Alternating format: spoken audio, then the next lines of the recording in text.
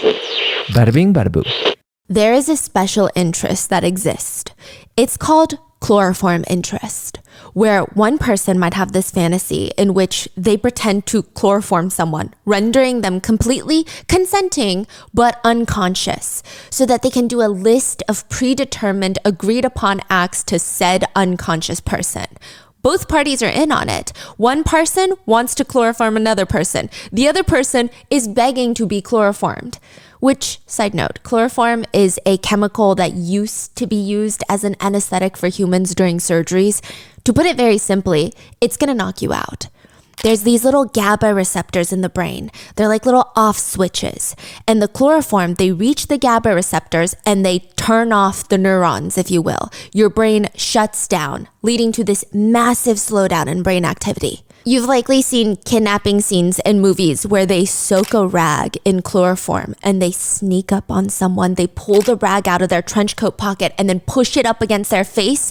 You see the victim momentarily freak out before they go completely limp. They pass out. They get dragged into a white van.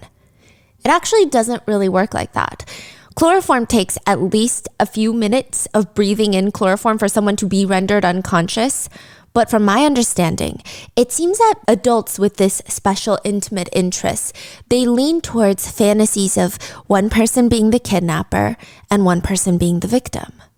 That's the allure of this, of the anticipation of an event like this, the buildup. When is it going to happen? How are they going to kidnap me? How are they going to render me unconscious? Where will they take me? When will I come to and wake up? What am I going to wake up to? It's like a suspenseful thriller movie that's just playing out in real life. The desire is less about the actual scenario, but rather about the power dynamics. The idea that one party can kidnap you at any given moment, they have power over you, and the experience of the, quote, victim being utterly passive and compliant. Some people go as far to categorize this under a larger fetish umbrella, which is consenting to adult activities while one party is unconscious or asleep. But I wouldn't categorize it under that, since it seems like there are a good amount of people out there that specifically want the chloroform aspect of it. They want someone to chloroform them, or they want to do it to someone. It's a completely normal interest, so long as you do not use actual chloroform. Most people will imagine or role play the experience of what it would be like to be chloroformed minus the actual chloroform. That's usually how it's practiced. Anything beyond that is just way too dangerous. There is a very narrow margin between the dosage required to achieve unconsciousness and straight up death. Some people have asked the community for tips. How do I go even further than role playing? I want to start using the real deal. And nearly every single person scolds them in the comments. They're asking them, are you insane? One netizen writes, my partner is a pharmacist and a medication safety specialist. If there is any safe way to have this interest, he would know. There is not. If there is a safe way to knock someone out to the point where you can just tie them up and do whatever you would like to them whilst they're unconscious without waking them up, without the risk of accidentally killing them, then anesthesiologists would not have to train for so long. Another comment reads, you cannot knock someone unconscious without serious risk of permanent damage or death. Another writes, chloroform is dangerous and will most likely kill your partner. If you're going to pretend to do it, then fair enough, but never, ever try and obtain and use the real thing. They say, remember the 3 rules of adult activities: safe, sane, consensual. This is not safe. This is not sane. On top of that, another comment reads, chloroform doesn't really work the way that you see in movies. It can take a good 20 minutes for it to finally put someone under. And even then, you got to hold that there, during which you can get chemical burns on that person's face that never go away. It's permanent damage. Another comment reads, chloroform is a great thing if you want to leave chemical burns and don't mind killing a few of your special interest people involved. The problem being that poisoning the body until it passes out is only a small step away from poisoning it to the point of killing the body. Another person just writes, do not use chloroform. Although it does make people pass out with the right quantity, the line between passing out and dying is so close. So let's just say it's not going to be fun if you use actual chloroform and actual chemicals. One poster writes about how a few years ago, they tried to pass out with chloroform. It's a long story, but a few years ago, one of their friends had worked in this lab with mice, and they used chloroform as an anesthetic for the mice. And I guess as a prank or something, he gifts OP a bottle of the chloroform, which he never requested. In fact, the original poster of this comment was a little bit upset that he got gifted this, because this is a whole other story. It's just shady if you have a bottle of chloroform, and likely it's a hassle to get rid of it in a safe way. I don't think you can just pour it down your drains. I don't think you can just pour it down the toilet. You can't just throw it out in the trash.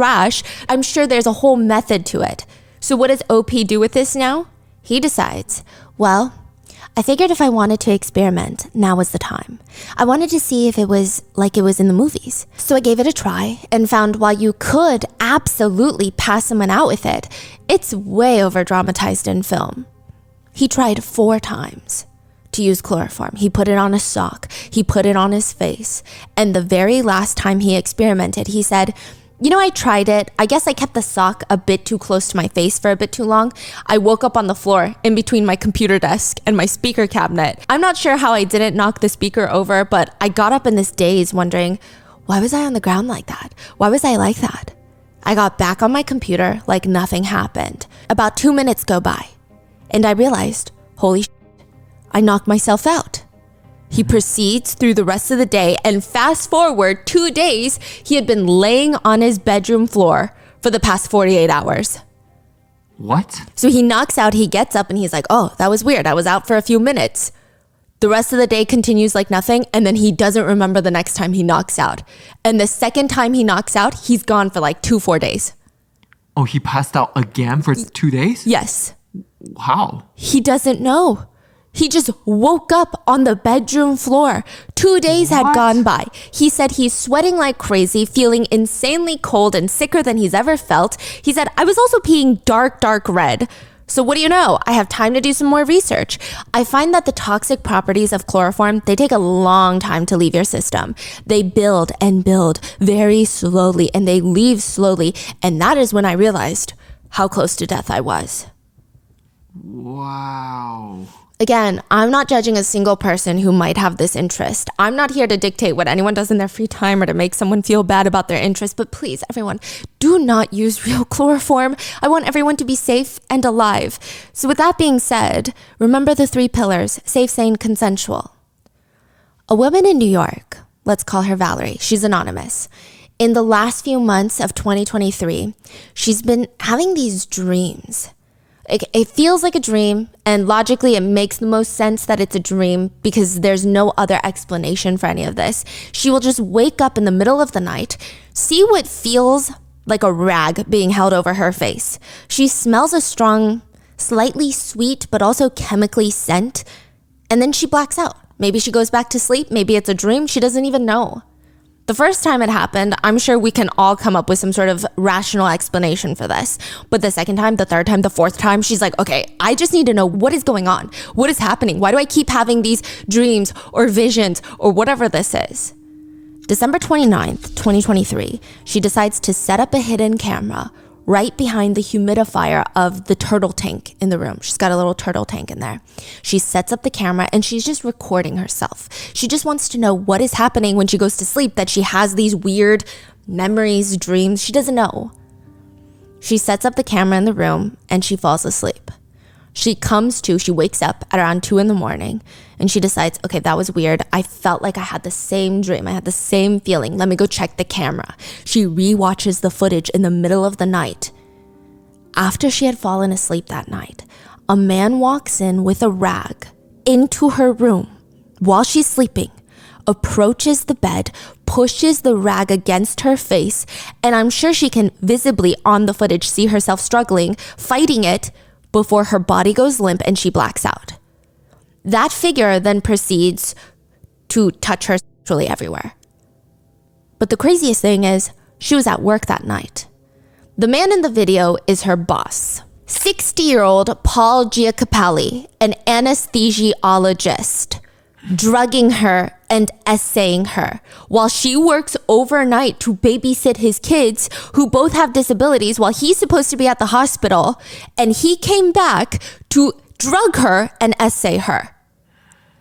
The doctor is immediately arrested and confesses to the whole thing. He says, yes, he would fill this rag with sevoflurane. It's an anesthetic that he would bring home from the hospital. He would put it on a rag. Now, I do want to mention that even though he reportedly later states to the authorities that he has chloroform fetish, he did not use chloroform. It's no longer used in hospitals. Sevoflurane is supposed to be the safer version of it, and apparently it has a much, much quicker recovery time compared to other inhaled anesthetics like chloroform, which also means it's easier for doctors to control.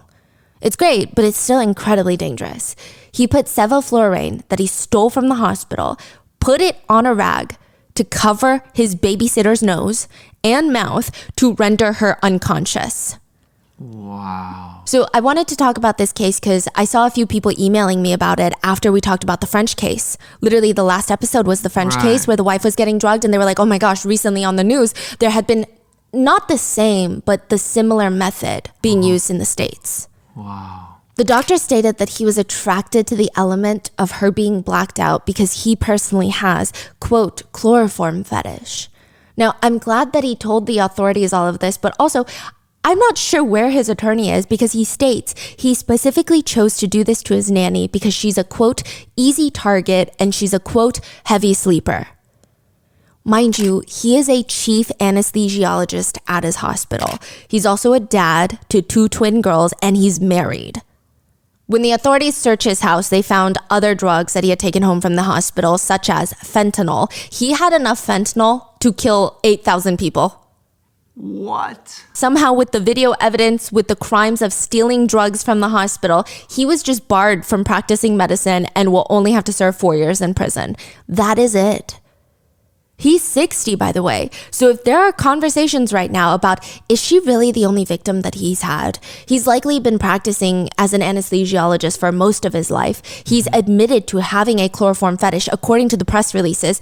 And the way he commits his crime is so aggressively in your face. He has no fear. Some theorize that he could have easily had more victims. Yeah. Which, side note, if it is true that he has this particular fetish interest, that's terrifying. There was this one poster on a forum that reads, I have a major fantasy about women being put to sleep through chloroform. AMA. Ask me anything. Someone commented, have you ever considered becoming an anesthesiologist? To which this person with the same shared interest responds, wow, amazing question. There absolutely was a time in my life where the idea crossed my mind. I was a teenager deciding what to do after school. I was incredibly terrified, though, at the idea of living a life where my work and my fantasies were mixing together. A major part of it was, could I have kept it all together and managed this fantasy in a professional context? I think it's already hard enough to just plain have this fantasy and openly talk about it. In a professional context, though, it would be impossible. If this topic would come up in real life, even amongst my friends and people that I trust and respect, even when everybody around me is drunk, I get super red and I start getting flustered, like this mixed feeling of enjoyment, embarrassment, and arousal. What if I'm on the operating table and I royally fuck up because I have this fantasy? I could never live with myself. Many netizens agree, stating it makes it even creepier that Dr. Paul is an anesthesiologist because, again, if it's true that he has this fetish, imagine the anesthesiologist in charge of your life, keeping you stable and safe during the operation, is too busy getting off on the fact that they rendered you unconscious. Mm-hmm. Even minor errors or oversights in anesthesiology have severe consequences, literally death, brain damage, death. Those are the consequences. Another comment reads, shouldn't the fact that he was a doctor and had knowledge and the specialized knowledge and commission of these crimes have been an aggregator rather than a mitigator? I mean, it makes the crime worse that he knows how dangerous this is. Yeah. Another comment reads, so she basically got all the evidence herself, gave it to the police, and then he only got 4 years? This is so ridiculous. His attorney states that Dr. Paul is now, quote, assuming responsibility for his crimes and is now focusing on tending to his family. One comment just reads, that's privilege for you. With money, buying the best lawyers, and gaming the whole biased legal system.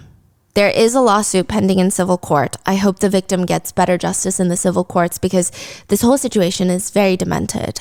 What are your thoughts on that situation? I just wanted to cover the case because I did receive a few emails on it. It reminded me so much of the French case in a certain way, and it's happening here in the United States. but there wasn't enough information to do a full deep dive. So we'll just have to wait and see what happens in the civil courts.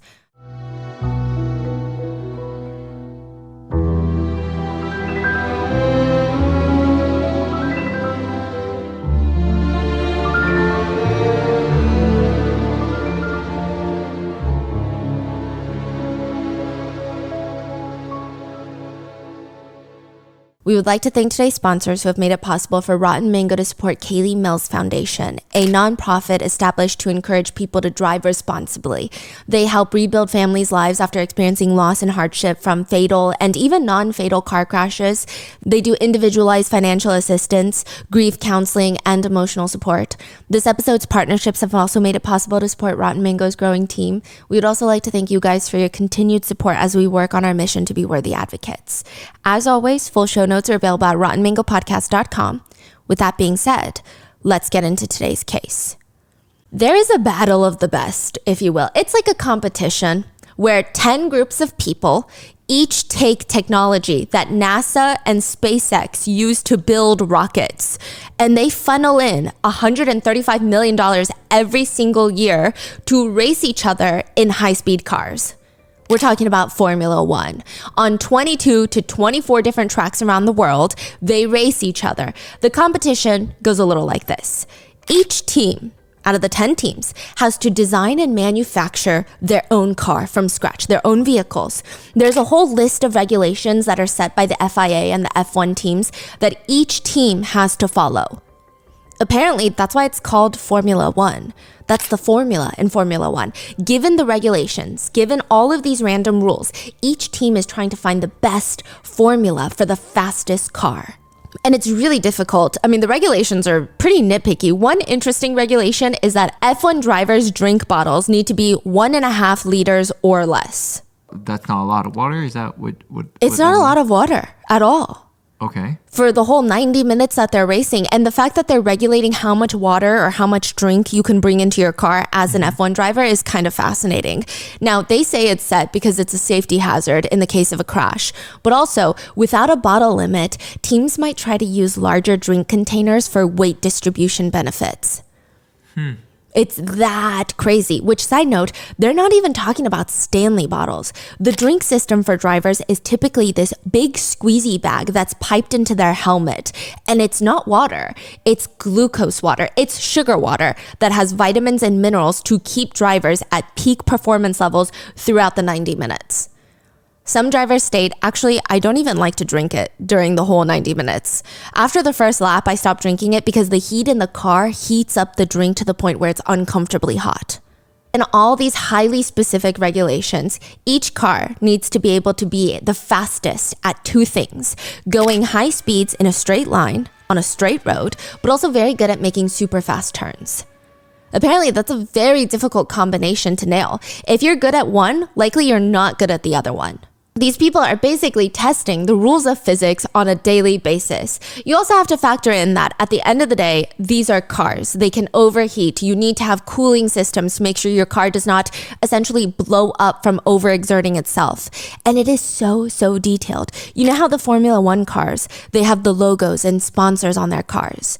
The fastest, cheapest way to get those logos would to be slap a giant sticker on the car, like a bumper sticker, which they don't do because it's not because they need to save money. It's because even the stickers add the tiniest bit of weight, which causes drag on the cars. So they need to be spray painted on. The 10 teams are coming in to the finish line within seconds of each other. The margins of winning are so slim. The only way to win is to make sure that every aspect of each car is as near perfect as you can get it.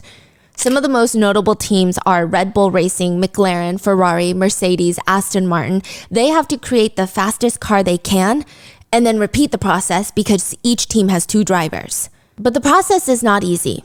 These teams then meet up around the world on these very oddly shaped tracks to race each other going over 200 miles per hour.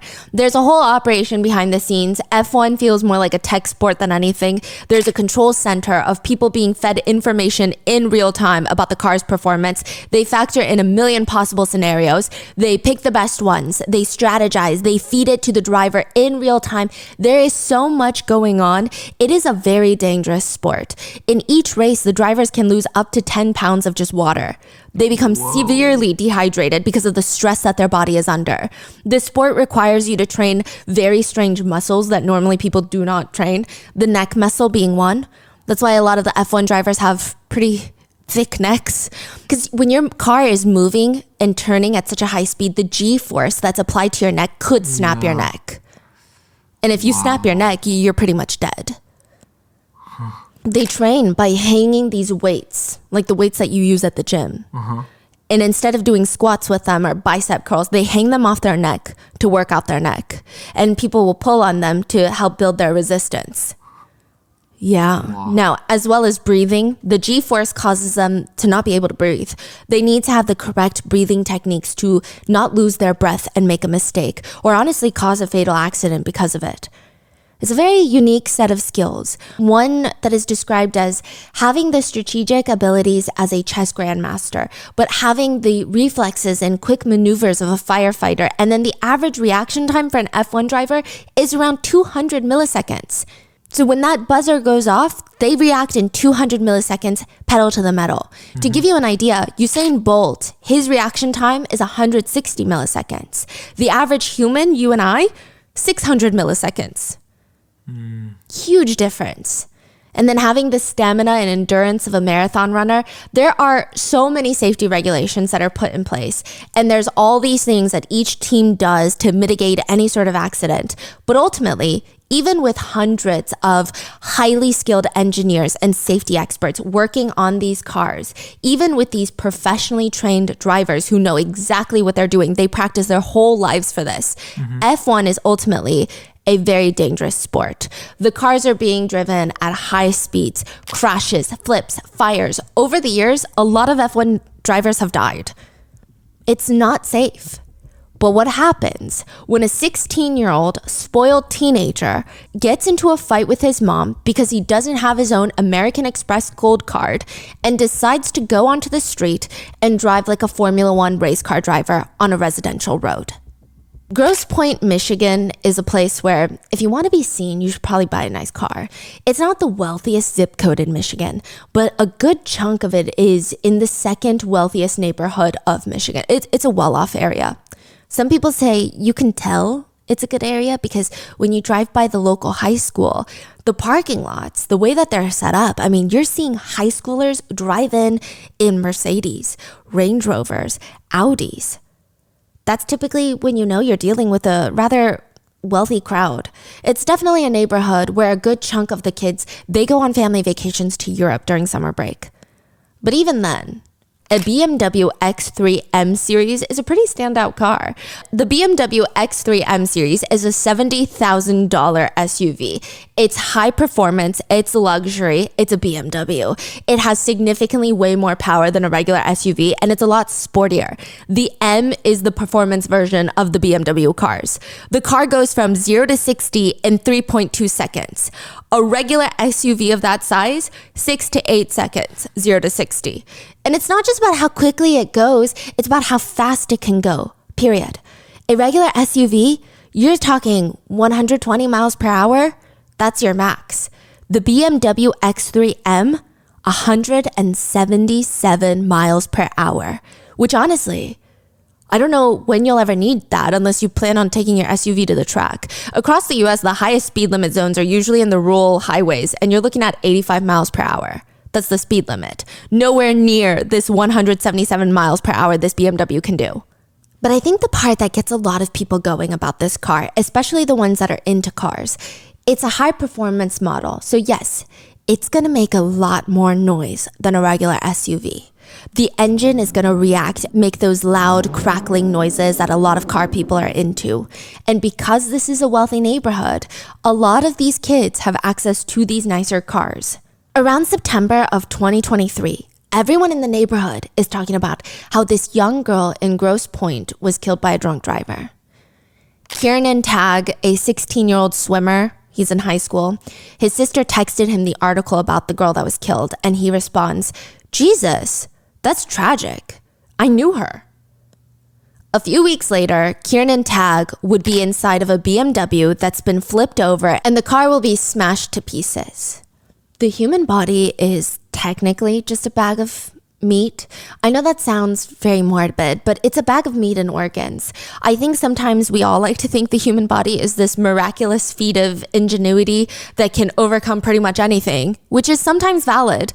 But also, if you throw a bag of meat at the wall going 60 miles per hour, there's just no way it's going to end well.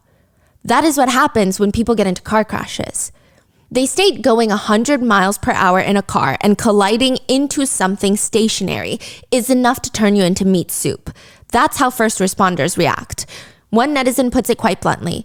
When you hit something, that energy has to go somewhere. It can't just disappear. So it gets transferred to whatever you hit and to your body.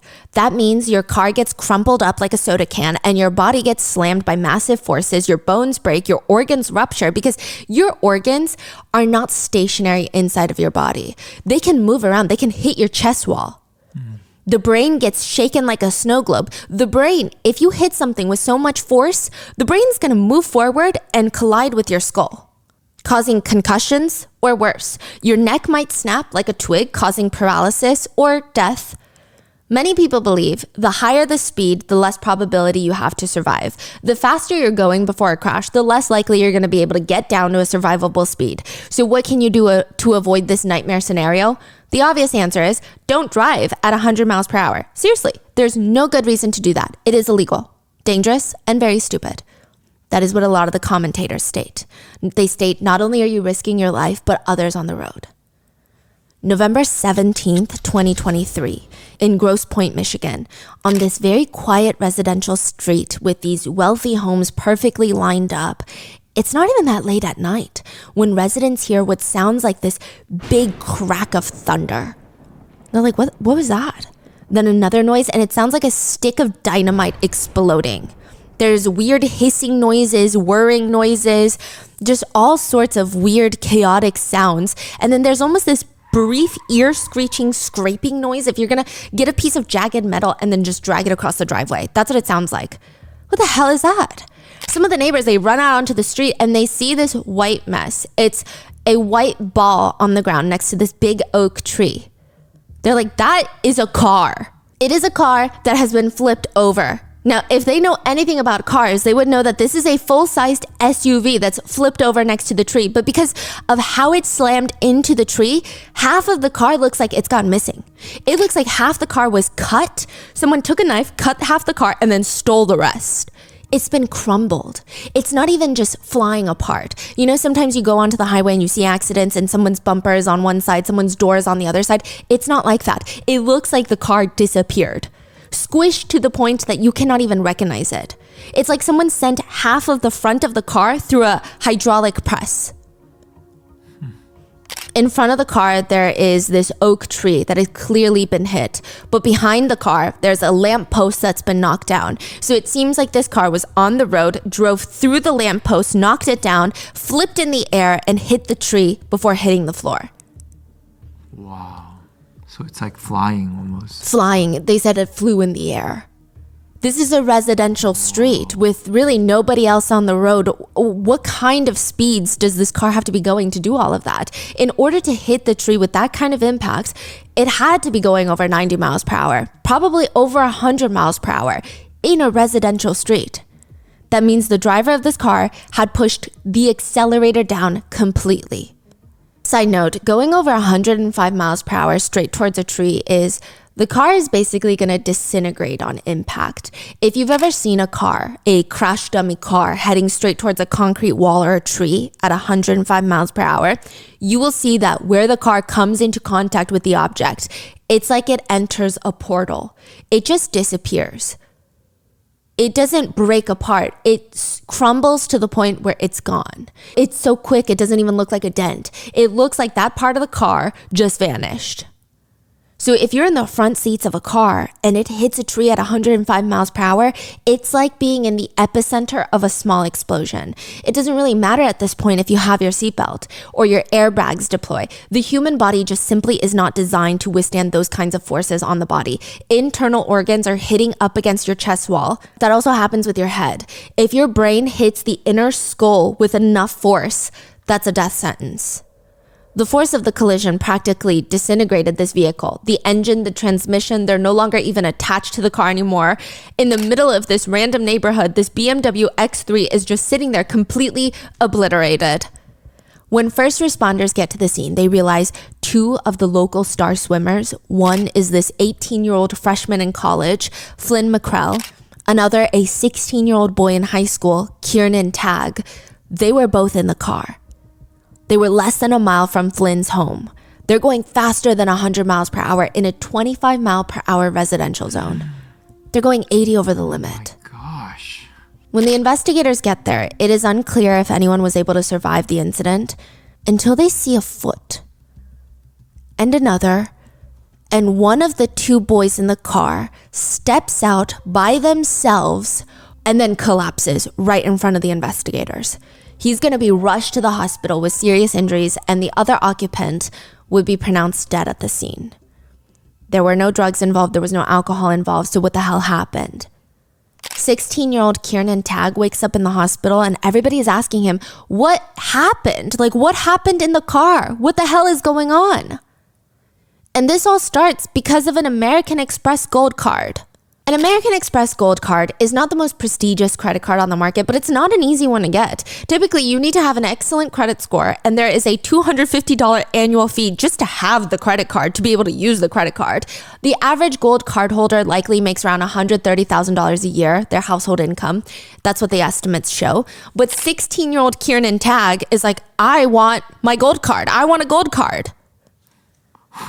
That is crazy. He's pissed that he doesn't have one, to the point where he allegedly starts throwing and breaking things inside the house, screaming at his mom about how unfair it is that he doesn't have an Amex. He's breaking curfew. He's sneaking out in the middle of the night. He's taking his mom's credit cards to buy whatever he wants without her knowing. He's taking the car out when he shouldn't. There was this one incident where people were called to Kiernan's house because he wanted to take out his mom's car, the BMW or the Audi. She refuses. He breaks the coffee table. He even admits it. Well, in a very gaslighting manner. He breaks her table, storms out. He's 16, by the way. And then he texts his mom. I simply asked you if I could take your car, yet you refused. Now I'm running late, and now we have a broken table. Eventually, he would text her, okay, fine. I'm sorry about your table. All of this because his mom did not let him take the Audi Sports Coupe out for a joyride. And maybe she shouldn't let him have the car. Just a few days before the accident, Kiernan filmed himself driving at 140 miles per hour, which was 4 times the speed limit where he was. There is a clip of him on the highway going nearly 140 miles per hour. There is a clip of him at a red light. When the light turned greens, he acts like this is the starting of an F1 circuit. He just pedals to the metal. He records himself 140 miles. And he posted onto Snapchat for his close friends. Wow. He does the same thing in residential areas, and another time he's in this parking lot. He makes a left turn. He waits for this elderly woman to walk past. So clearly he knows this is an area where people are just walking around. He waits for her to pass, slams on the gas. 4 months leading up to the accident, in November of 2023, he was hitting speeds of 127, 143, 102, 150, 155 miles per hour on the road, all on completely separate dates. Yeah, I mean, I don't know. He thinks he's going to be featured on the next Fast and the Furious movie or something. I don't know what the purpose of any of this. Ultimately, he's taking pictures of his own crimes as well. And these are likely going to show up in trial later. In October, he was in the car driving 94 times in the month of October. In almost half of his rides, he's hitting 90 miles per hour speeds. Wait, in October, he was driving 94 times? Yes. 3 times a day? Yes. Wow. And in half of those, he's driving over 90 miles per hour. The highest speed ever recorded was 2 weeks before the crash. He went 153 miles per hour for 20 miles. People did the math, which going 153 miles per hour for 20 minutes is about 8 minutes of full-on driving at 153 miles per hour. To give you some context, each track for F1 drivers is different, but even on the faster tracks, because some tracks, it's easier to go faster, there's more straight shots, it's just safer. Per average 90-minute races, each F1 race lasts about 90 minutes. On a super fast track, drivers will spend 18 to 27 minutes going 150 miles per hour or faster. On a slow track, maybe they spend closer to 4.5 to 9 minutes going 150 miles per hour or faster. So he was going like F1 speed. Yes.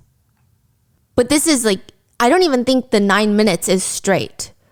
I'm sure it's collectively 9 minutes. Right. But he's going 8 minutes nonstop at 150 miles per hour for 20 miles. That is crazy. And he's documenting it and sharing it everywhere. Yes. That is crazy. That means a lot of people saw it too. Yeah. Wow. Now, going 153 miles for 8 minutes, yes, maybe safe for F1 drivers, not for real roads. Clearly, Kiernan needs to be arrested. He's been driving recklessly for months prior to the accident. He would drive and just slam on the accelerator, sending the car 100, 150 miles down a residential street. Eventually, in November, he would slam it into a tree, killing his friend, his passenger, Flynn McCrell. There are now calls, though, for his mom to also be arrested. Now, I think this is the element that this case is getting a lot more attention, along with the fact that Kiernan is just overall a pretty spoiled kid. But given the information you have right now, do you think the mother should be held accountable because he's a 16-year-old? Maybe he's abusive with his mom, but that doesn't mean that she will automatically think that he's reckless with his car, right? Maybe he blocked her on Snapchat, or do you think she knew? What would be your answer right now? Because maybe the next information is going to change your opinion. Kiernan's mom was scared something was going to happen while her son was driving. She knew that he was speeding and driving recklessly. September 14th, 2023, 2 months before the crash, Elizabeth, Kiernan's mom, texts Kiernan angry, "Slow the fuck down right now." She can see that he's driving at 123 miles per hour because she has the Life 360 app, which is basically a tracking app for some parents or families or couples to make sure that their kids are safe. There's a lot of controversy about the app, but the app will track your location, and it'll even alert parents if you're a reckless driver because it gives them alerts on how fast your vehicle is moving based off the data from your phone. So if your phone is in the car, they can tell you how fast that car is going. That is crazy. It can also tell you if your child or whoever you have on the Life 360 app has been in a car accident or if their battery is going low. So every time Kiernan was speeding, 94 times in the month of October, Elizabeth, his mom would get a notification, an alert on her phone, which a lot of people are saying, then shouldn't it just have been one time? If your child is speeding, why still give them car privileges? Driving is a privilege, it's not a right. A few weeks before the crash, Kiernan's sister even texted him, "Speed limits exist for a reason." And she linked the article about the victim of the drunk driver. And he says, "That's tragic. I knew her." Kieran's sister sent it to him, like an older sister? Yeah. But clearly it does nothing to his brain because 2 hours later, his mom starts texting him, "I have screenshots of you doing 90 miles per hour in the middle of the night when I didn't even know you left your friend's house. And again, 2 weeks ago, going 123 miles per hour just because. Your obsession," word choice here is intentional, "with cars having upwards of 600 horsepower is not healthy. It's not safe and it scares me to my bone." 3 weeks later, Kiernan's mom buys a BMW X3 M Series. Some argue, even if she didn't have the app, it's pretty easy to tell that he's doing these things. I mean, he's taking videos of himself basically drag racing. And even if she didn't take away his car for that, he's done so many other things to warrant him getting his keys taken. In 2020, a police report shows that Kiernan assaulted his mom and just left the house. He went to a friend's. Apparently, they got into this massive argument where he was driving. She was in the back seat. He turns around and starts punching. In 2020? Yeah. He was driving? Yeah. If he was 16 years old? Yeah. That means he's like 12, 13? Yeah. I don't know why he's driving. What? And he starts punching his mom and biting down on his mom. She called the police on him. While he's driving? Yeah. What is going on? Now, I mean, you can't really say that the mom is so lost and confused on what to do either. I mean, I don't think you can. At one point, about a month prior to the accident, she texts her son, her 16-year-old son, and asks him to pick up a bottle of wine for her. She texts, "Will you pick up a bottle of wine, please?" He responds, "Sure." A week later, just a few days before the crash, she texts him a screenshot of an article that lists out the punishments for someone who is using a fake ID. Which, I mean, she didn't send that a week prior when she was asking him to pick up a bottle of wine. So it's a little strange. It's very confusing behavior. Wait, the mother asked 16-year-old son to pick up a wine because she knew that he has a fake ID? But I guess she's okay with it because he says, sure. Yeah. Now, I did see some people who claim they know the family, who claim they're from Grosse Pointe, and they claim that the mother has a drinking problem.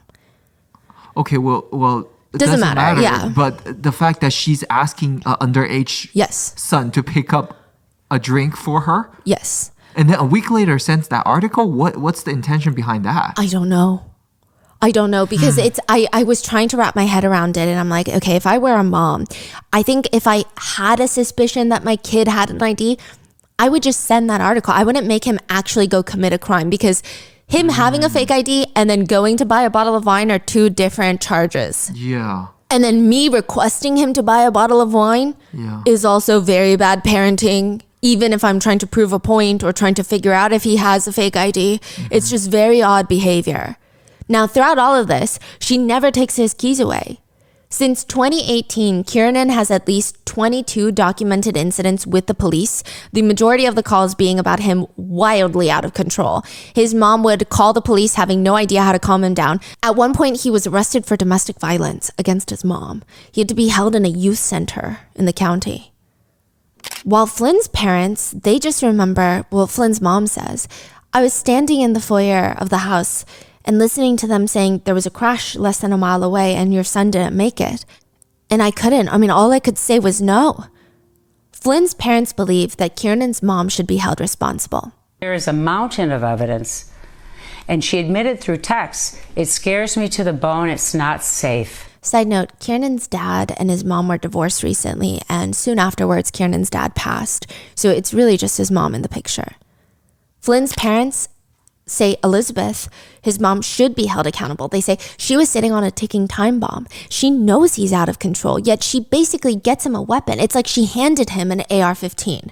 They argue because this wasn't an accident. Accidents cannot be prevented. This could have been prevented 100%, not only once, but for 4 months it could have been prevented. She knew and admitted in the text that she knew her son was breaking the law, acting criminally, and expressed that it was not safe. Any reasonable person would have done something very, very simple, and that would have been take the keys away. And she didn't do it, and now our son is dead.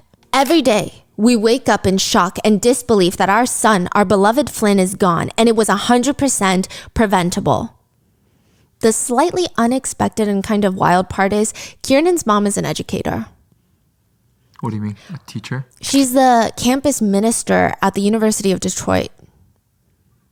Her LinkedIn reads, passionate leader, educator, mentor, and marketing executive, mindfulness-based stress reduction instructor, credentialed in leading trauma-informed and teen mindfulness programs, student coach, and mentor. She writes, I'm regularly involved in school activities and functions and seek to proactively improve the children's learning experience, which, I mean, I feel like she hasn't been quite proactive in her son's life, but that could be an overstep on my part.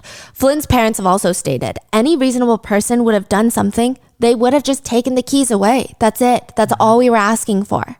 A lot of news articles, and I think Flynn's parents themselves, are referencing another case in Michigan, which might feel reminiscent of what's happening in Georgia right now. But there was another case in Michigan where in 2021, there was a deadly shooting at Oxford High School. The killer's parents were also charged for buying the gun for their son. They did not take reasonable actions to prevent their child from harming others. They didn't put a cable lock on the gun. He drew a picture of a gun in class and wrote on the page, "The thoughts won't stop. Help me." But they did nothing. They were both held responsible for the lives of 4 students and sentenced to 10 years in prison for involuntary manslaughter. So he was sentenced to more, yes, but the parents were also sentenced. Now, a lot of people reference the Crumbly case when talking about the Kiernan case. Flynn's parents argue it's the same core principles. The Crumbly parents did not secure the weapon, and in this case, Flynn's parents argue the car is a weapon. A car can kill people, so yes, it's a weapon, is what they're arguing. The parents ignored the warning signs. They argued Kiernan's mom could clearly see that he's speeding and he's not getting better. There's negligence. Flynn's parents argue that Elizabeth Kiernan's mom was negligent of helping her son to stop behaving recklessly and still let him put himself in those positions of being behind the wheel, and they provided access. So in the Crumbly case, obviously it refers to the gun, but in this situation, Flynn's parents argue the car is the weapon, and when Elizabeth would go out of town, she would leave all the keys just in a drawer where he would have unlimited access to them. Yeah. Some people think that's not a great analogy. Other people think there's a better analogy, which is a case in New York recently. A mom and dad were criminally charged after their son crashed a BMW into a truck at more than 100 miles per hour, killing his 14-year-old passenger. The parents were charged with endangering the welfare of a child for allowing their son to drive while he was legally unable to do so. It seems like Flynn's parents are hoping for the same thing in this case, which brings us to the question of, should a parent be held responsible if their child kills someone while recklessly driving a family car? Now, just a side note, just so I don't not address it, there are allegations that Flynn's parents have some wild political views, okay? I'm not sure how accurate the sentiment is. I don't personally know them. It could be a rumor, it could be one or two articles, but it has been brought up a few times in the comments, which I think is always important. So there's like Reddit threads talking about it. But in this situation, I think it has nothing to do with Flynn. Flynn was the one that passed. There are a few group of people, some that are conflicted on whether or not Kiernan's mom could control him at this point. Some are saying, he sounds out of control. There's nothing that she could have done, really. If she took the keys away, he probably would have beat her, is what people are saying. But even then, it's like you could just call the police and have him taken to a juvenile center then. Do the right thing, yeah. One comment reads, his mother told police her son was abusive and that she was afraid of him. The police report shows multiple calls about both violence and speeding. Sounds like the mother did everything she could. He was reckless and took an innocent life. Hope he pays for the rest of his. One netizen has a bit of an unpopular opinion, but they write, you people are insane. If the driver's mothers should be charged for not taking away the keys, the victim's parents should also be charged for allowing their son to ride with him. Another one reads, if you get into a vehicle with someone, that is your free will decision. What? One parent writes, so if a teen gets an STD and passes it to another person, is the parent responsible? If the teen goes off to war, are the parents responsible? Teens have impulses. You can be the best parent in the world, but one mistake and it can be life-changing. We need to stop blaming the parents and start blaming the individual. To which someone just responds, insane analogy, which I do have to agree with that opinion. Side note, the family seems to have 3 cars. Kiernan has 3 cars in the family for just him and his mom. A Subaru Forester, an Audi Coupe, and a BMW X3 M Series. Flynn's parents also argue, fine, let's say Kiernan's mom absolutely, for whatever reason that doesn't make sense, could not take away his keys. Why not give him the Subaru keys, the much slower car? And a lot of others agree with that sentiment. One legal expert states, Kiernan's mom had months and months of knowledge of her son's reckless driving, and she not only failed to take the keys away, she actually gave him a car that could go faster. One comment reads, the mother should not have let her son drive at all. I believe she should be charged.